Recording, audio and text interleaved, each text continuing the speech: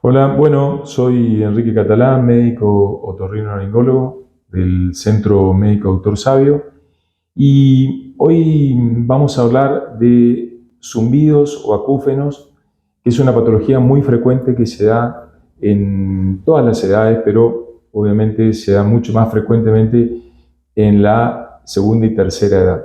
¿Qué son los acúfenos? Bueno, es la digamos, presencia de ruidos en uno o dos oídos, de distintos tonos, tonos graves, tonos agudos, como silbidos, como grillos, o como viento, o a veces como latidos. Son sonidos que no son detectables por ningún dispositivo, sino que lo que nosotros hacemos es, a través de estudios audiológicos, tratar de comparar y medir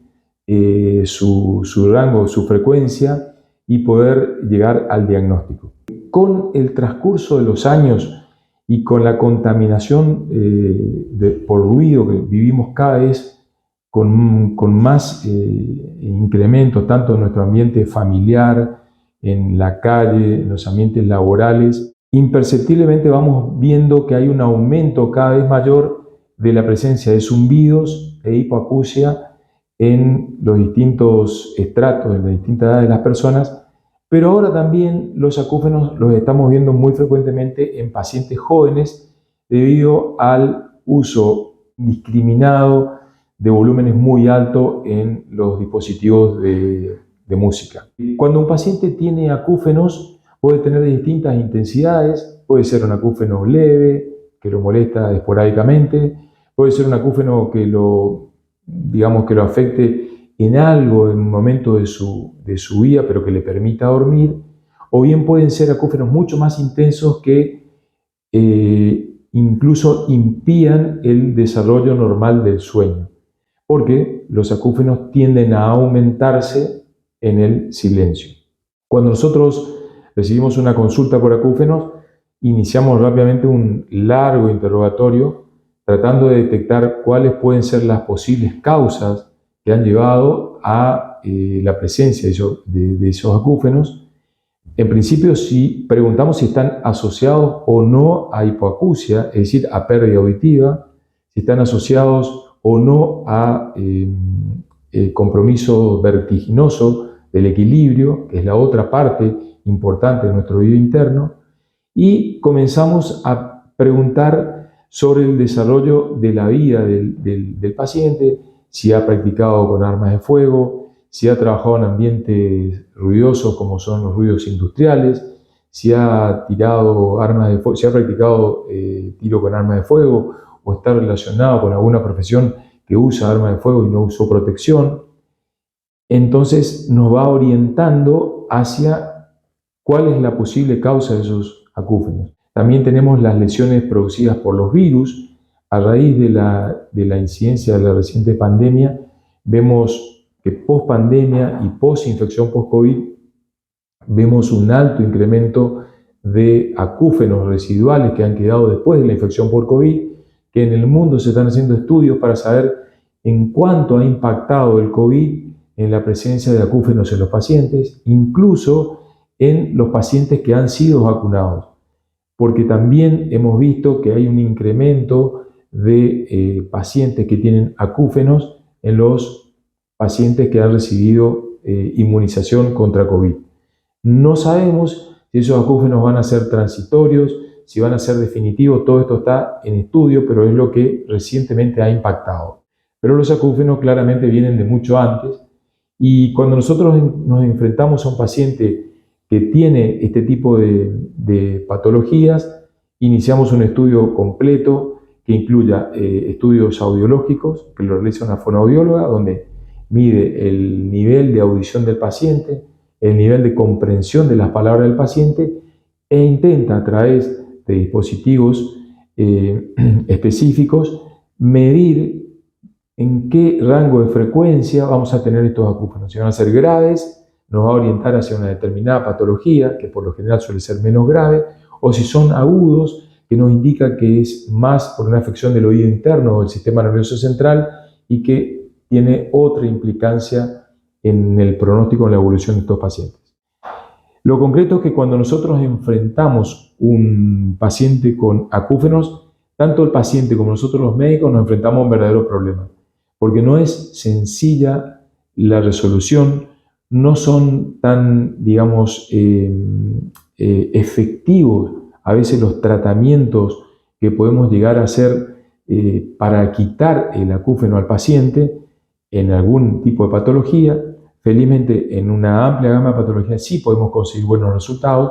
Lo importante es que tanto el médico como el paciente trabajen en forma conjunta para tratar de conseguir una solución a un, como yo siempre llamo, un gran enemigo, que es el acúfeno, sobre todo aquel que impide al paciente desarrollar sus actividades normales y dormir.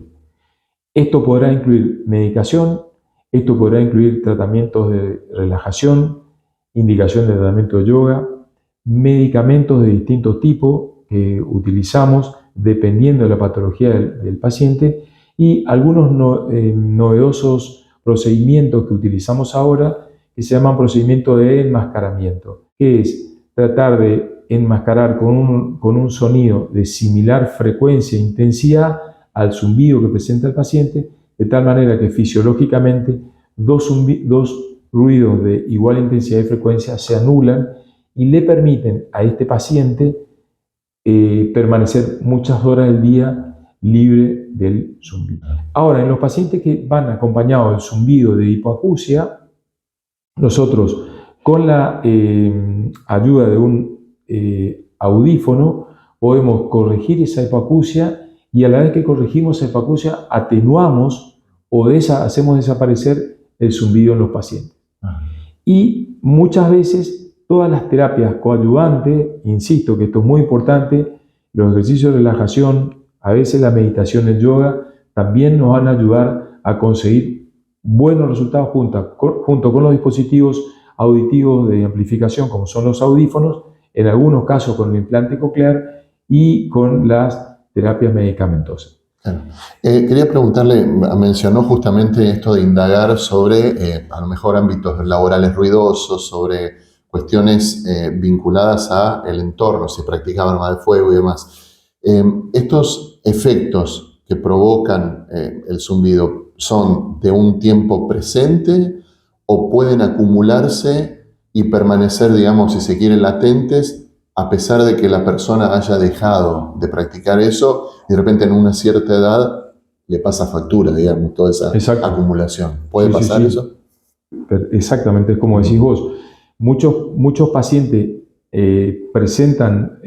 acúfenos relacionados, por ejemplo, a una actividad laboral expuesta al ruido muchos años después de haber abandonado la actividad. ¿Pero por qué? Y a causa de eso. Y a causa de eso, exactamente. Porque se produjo un descenso de la audición, a veces producto de la edad, y eso sumado a la patología que ya había padecido ese oído durante la exposición prolongada a ruidos, entonces agrava o hacen aparecer los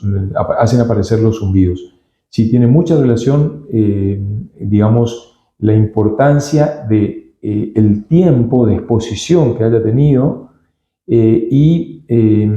la intensidad a la cual haya estado expuesto. Claro. Felizmente las leyes laborales actualmente obligan a que todas estas personas expuestas a ruidos que superan un determinado decibel tengan o usen protección digamos, auditiva, lo cual trae aparejado felizmente un menor número de incidencias de lesiones auditivas producidas por el ruido en el ruido, digamos, laboral. Pero yo quisiera llamar la atención a esa población joven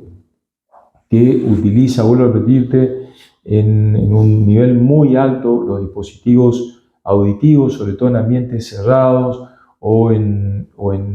los automóviles, equipos muy potentes de música que son francamente muy, digamos, dañinos para la parte del oído interno,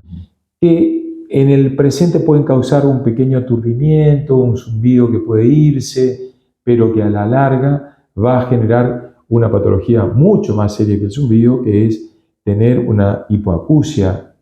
moderada a severa en pacientes muy jóvenes. De hecho, nosotros estamos viendo cada vez mayor requerimiento del uso de dispositivos auditivos, como son los audífonos, en pacientes más jóvenes. Y cuando indagamos al paciente, siempre está el uso de, digamos, dispositivos de música a una intensidad que no corresponde.